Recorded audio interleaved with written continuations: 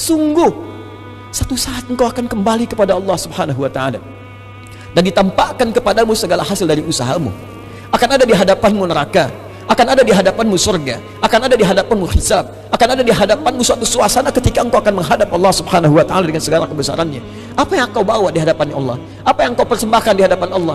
Bagaimana engkau bersikap di hadapan Allah ketika engkau sedang bersama Allah, ketika engkau dihisab dan di depanmu terpampang neraka, di depanmu terpampang pilihan surga? Apakah engkau bisa memastikan kemana engkau masuk? Apakah ke surga atau ke neraka? Allah sudah turunkan Al-Quran kepadamu untuk menjadi hujjah bagi dirimu. Itulah pedoman yang kau ikuti. Di dalam Al-Quran ada petunjuk untuk mendapatkan rahmat Allah, tapi dalam Al-Quran pun ada peringatan supaya tidak masuk neraka. Maka Al-Quran hujjatun laka. Ketika engkau ikuti pedomannya, Allah akan masukkan ke dalam jinannya, surganya Allah Subhanahu wa ta'ala. Tapi hujjatun alaika, ketika semua peringatannya dilanggar, Quran yang seyogyanya harus memasukkan anda ke surga, maka isinya boleh jadi yang anda langgar itu akan menjadikan anda masuk ke dalam